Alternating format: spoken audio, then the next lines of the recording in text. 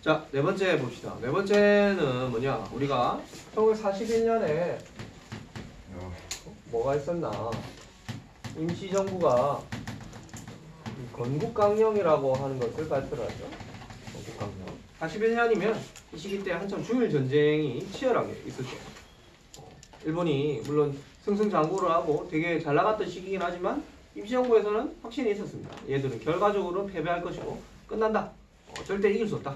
우리가 결국엔 독립을 할 것이고 새로운 나라를 만들 것이다. 그러면 이 새로운 나라를 어떻게 운영하고 어떻게 이끌어 나갈 것인가? 그 생각을 정리를 한 거죠. 장기 계획이죠, 장기 계획. 이 건국강령이라고 하는 것에 그러면 그 기초가 되는 사고방식이, 그 사상이 안에 있을 거 아니에요? 그게 뭐냐? 굉장히 오래전부터 이미 논의를 했었습니다. 그것을 우리는 뭐라고 부르냐면 삼균주의 이렇게 얘기해요. 삼균주의.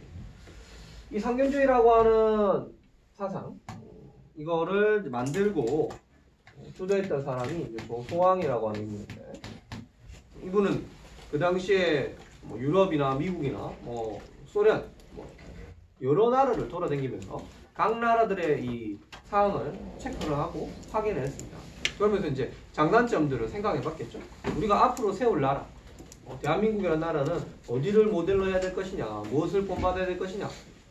근데 약간 짬뽕이 됐다 이렇게 생각하면 각 나라의 좋은 점들만 우리가 모아가지고 한번 해보자 이런 생각이 이 삼균주의에 담겨 있어요. 크게 보면 이제 균등이죠. 균등. 세 가지가 균등하다라는 거지. 무엇에 이제 균등이냐? 크게 보면 이제 다시 두 파트로 나누는데, 국가 자체의 운영에서는 정치에서의 균등, 그 다음에 경제에서의 균등, 교육에서의 균등을 이야기합니다.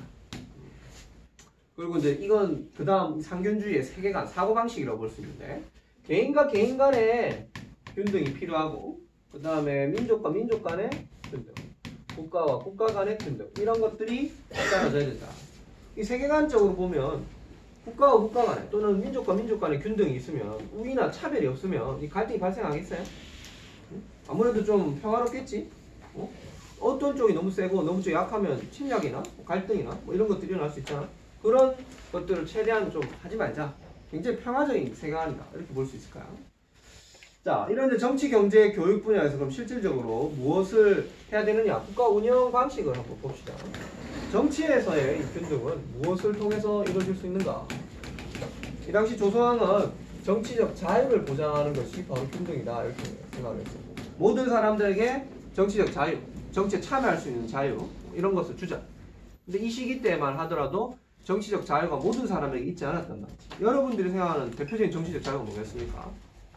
일단 투표, 그렇죠? 민주 시민으로서의 권리, 의무, 투표. 근데 이 시기 때만 하더라도 인류의 반, 여성들이 투표권이 없던 나라가 많아. 1차 세계대전이 끝나고 나서 그때부터 여성 투표권들이 이제 제시가 돼가지고 몇몇 나라들에부터 이제 조금씩 도입돼 있었거든. 투표권이 없는 나라들 되게 많았습니다. 여자들은. 그리고 그 조금 더 앞으로 들어가 보면 150년 전만 하더라도 남자들이라도 재산에 따라서 투표를 행사를 했단 말이지. 그러니까 이제 투표권은 점점 확대되는 그런 상황이었다고. 근데 이거를 바로 우리가 도입을 하자. 모든 사람들에게 보통선거를 해줘야 된다. 1인 1표. 이거는 우리는 지금 당연하게 생각하지만 이 당시만 하더라도 나름 빠르게 도입하는 거라고 볼 수 있어. 자, 그리고 이제 공직에 누구나 이렇게 갈 수 있도록 공무 단위권 이런 것들을 보장해야 된다. 근데 문제는 이런 정치적 자유만 보장해서 될 문제는 아니다. 왜냐?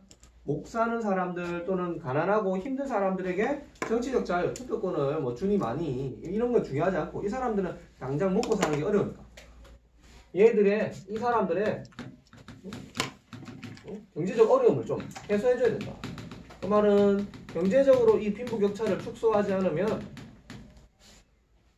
경제적으로 여유 있는 사람들, 힘이 센 사람들 그런 중심으로 국가가 운영이 되고 기울어진다. 치우쳐진다. 균등이 일어나지 않는다라고 보고 있어요. 경제적 균등. 가난한 사람들, 힘든 사람들을 도울 수 있는 제도, 사회복지제도, 우리가 지금 뭐 여러 각종 공적 구조 이런 시스템들을 좀 도입을 할 필요가 있다. 이게 이제 이 안에 담겨 있습니다. 자, 그 다음에 먹고 사는 것만 해결해 주는 게 아니라 더 먼 미래를 좀 보려면 바로 교육을 시켜줘야 되는데 당장 먹고 사는데 도움이 되지 않는 교육을 시켜서 더 길게 발전을 시키고 더 나은 직업이나 또는 사회 전체 발전을 깨야 된다. 추구해야 된다. 그러기 위해서는 교육의 기회를 균등하게 제공할 필요가 있다. 그래서 일찍부터 모든 사람들에게 학교를 보내야 된다. 의무교육 또는 보통교육 이런 것들을 실천하는 것을 목표로 삼았습니다. 우리나라에서 보면 이런 이제 보통교육, 의무교육 이런 것들이 되게 잘 돼 있는 편이죠. 전 세계적으로도 교육열이 거의 원탑 수준에 속하는 나라고 그것은 건국의 초창기 때부터 방향이 설정이 됐던 거라고 볼 수 있습니다. 자, 이렇게 보면 되게 우리가 잘 한 것 같지만 여러분들이 이 네 번째 가지고 이야기를 해봤죠. 안 되는 부분들 또는 실행 안 된 부분들이 있다. 우리가 이제 그거 가지고 논쟁을 했죠. 토론을 해봤지. 한계점도 있었다. 상균주의나 또는 이런 건국강령의 내용들이 지금 현재 다 실천이 됐느냐 안 된 부분들이 있다는 거예요. 뭐가 있었을까? 대표적으로 뭐가 있었지? 기억납니까? 첫 번째가 이건 아예 실시가 안 됐죠. 친일파의 이제 재산 환수 이거를 그 당시에 대한민국이 실천할 것인가 굉장히 큰 딜레마가 있었습니다. 이런 거를 하기가 어려웠다고. 건국 초기부터 친일 청산 문제가 되게 스텝이 많이 꼬인다는 거죠. 근데 대한민국만 그런 건 아니라 사실 북한도 마찬가지입니다. 이 친일파들을 과격하게 모두 다 쓸어버린다는 것은 새로운 나라의 어떤 이제 운영을 한 인재들이나 뭐 교육받은 사람들 이걸 다 없애고 제로 베이스에서 시작한다는 거니까 사실 되게 어려운 일이죠. 근데 어쨌든 간에 재산 환수라든가 뭐 이들에 대한 투표권, 선거권 이런 것들을 빼앗겠다라고 했는데 이것은 거의 실현되지 못했단 말이죠. 자, 그리고 경제 시스템 중에서 한번 생각해 보면 건국강령 중에는 이 대기업이나 뭐 굉장히 큰 것들을 국가 소유로 하자 이런 계획이 있었습니다. 이거 실천이 됐느냐? 안 됐죠. 우리나라의 대기업들은 지금도 이제 주주 자본주의에 입각해가지고 주인이 누구냐? 주식을 갖고 있는 주주들이죠. 국가 소유가 대다수가 아니고 공기업으로 막 풀리지 오히려. 국가 소유 기업들도 과거에 있었던 기업들도 다 민영화라고 해서 시장에 다 나오지. 그 다음에 또 하나는 이제 토지 재분배의 측면이 있는데 농사 짓는 사람들한테 땅을 다 돌려주겠다. 물론 이제 이거는 이 재산 환수, 친일파 재산 뺏어가지고 주겠다라는 거하고 연관되어 있는데 이것도 제대로 됐다 보기는 어렵습니다. 정확하게 얘기하면 토지의 재분배라기보다는 농지 개혁을 했어요.